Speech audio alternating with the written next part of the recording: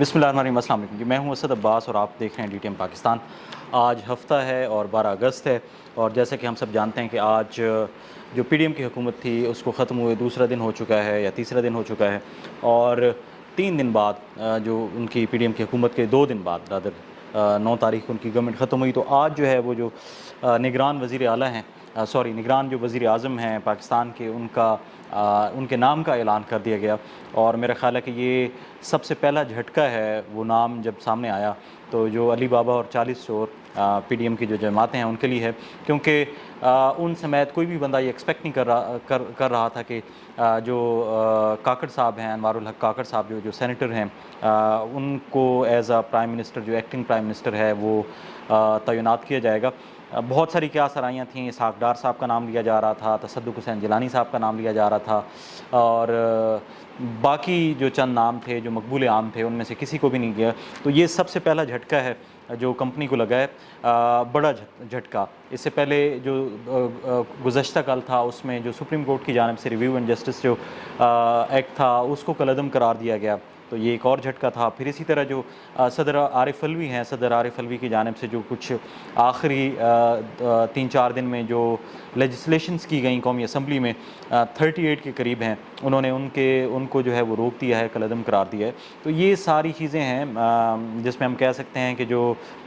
P D M کی جماعتیں ہیں ان کے لیے یہ کہنا بنتا ہے کہ ابھی تو پارٹی شروع ہوئی ہے، ابھی 2 دن ہوئے ہیں آپ کی گورنمنٹ کو ختم ہوئے، اور آپ کو جو ہے وہ جھٹکے پہ جھٹکا لگ رہا ہے۔ اب دیکھنا یہ ہے کہ جو موجودہ نگران وزیر اعظم ہیں انوار الحق کاکڑ صاحب،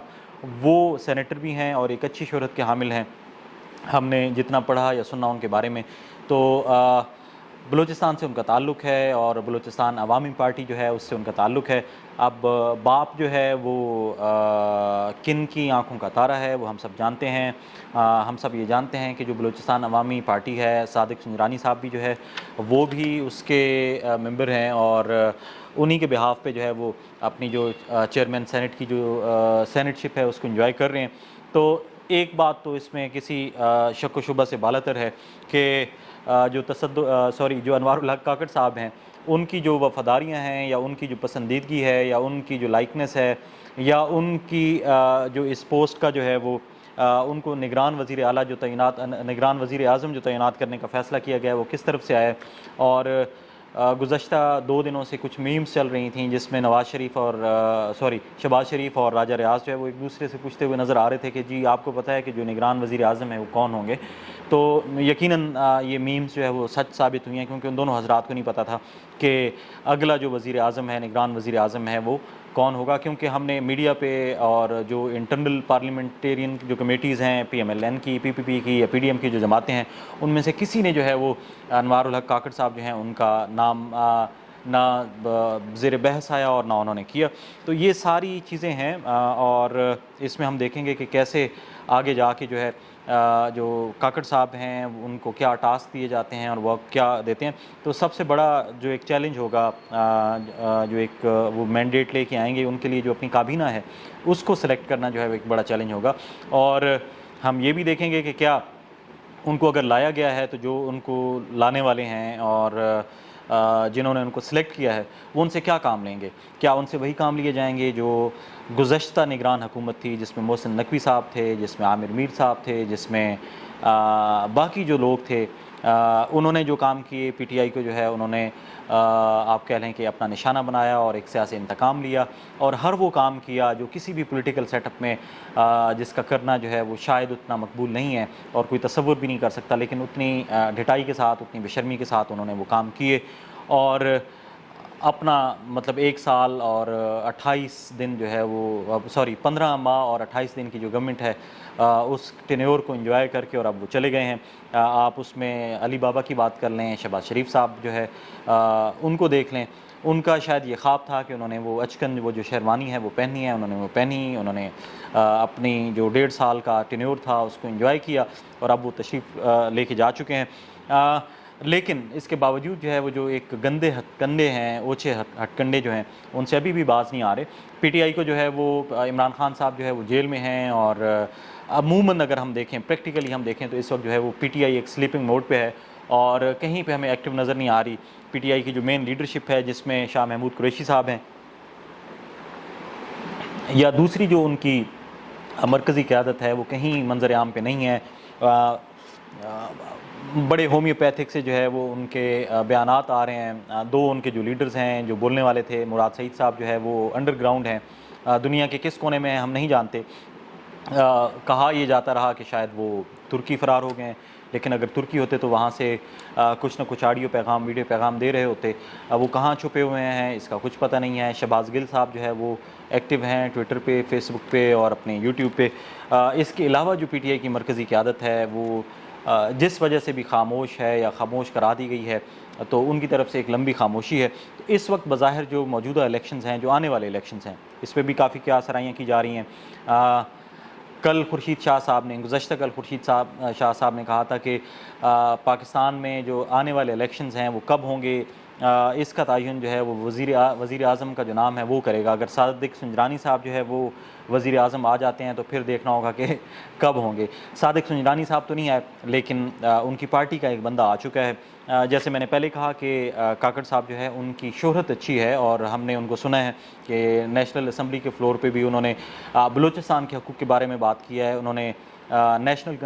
کنسنسس کی بات کی ہے. لیکن یہ ساری باتیں جو ہے وہ آپ پاکستان کا کوئی بھی لیڈر لے لیں کہ جب وہ اپوزیشن میں ہوتے ہیں یا جب وہ فلور آف دا ہاؤس پہ ہوتے ہیں تو وہ کرتے ہیں، لیکن جب انہیں کوئی ایک اہم ذمہ داری سونپی جاتی ہے یا انہیں لایا جاتا ہے، وہ خود نہیں آتے، جب انہیں لایا جاتا ہے تو اوبویسلی جب انہیں لایا جاتا ہے تو ان سے بہت سے کام کرانے ہوتے ہیں. اس میں غیر مقبول کام بھی ہوتے ہیں، مقبول کام بھی ہوتے ہیں، اور ایسے فیصلے بھی ہوتے ہیں کہ جو کسی کو چاہیے ہوتے ہیں. تو ان سارے سینیریو میں ہمیں دیکھنا ہوگا کہ کیا جو کاکڑ صاحب ہیں وہ ایک فری اینڈ فیئر الیکشن جو ہے وہ کرا پائیں گے. دوسرا یہ ہے کہ کیا ان کی نگرانی میں پی ٹی آئی جو ہے اس کو کیا ایک لیول پلینگ فیلڈ ملے گی، کیا جو پی ٹی آئی کی جماعت ہے اس کو الیکشن میں حصہ لینے کے لیے اسی طرح مواقع فراہم کیے جائیں گے جیسے باقی دو جماعتوں کو کیے جا رہے ہیں، اور کیا اسٹیبلشمنٹ کی سپورٹ سے وہ ایک فری اینڈ فیئر الیکشن جو ہے ان کو کرانے میں کامیاب ہو جائیں گے. یہ چند دنوں کا کھیل باقی رہ گیا ہے. جب ان کی کابینہ سلیکٹ ہوگی، اس کے علاوہ کابینہ جب منظر عام پہ آئے گی تو ہمیں اندازہ ہو جائے گا کہ اونٹ کس کروٹ بیٹھتا ہے. میں نے اوچھے ہٹکندوں کی بات کی تو یہاں پہ ہم ضرور ڈسکس کریں گے کہ بشرا بی بی کی ڈائری والا جو ڈرامہ ہے، ہماری زبان میں، سرائیکی زبان میں کہا جاتا ہے کہ اللہ تعالیٰ دشمن بھی جڑا ہے وہ لج پات تعالیٰ دے وے. مطلب آپ کو جو دشمن بھی ملے تو وہ کوئی سینسز کو گریس والا ہو. اب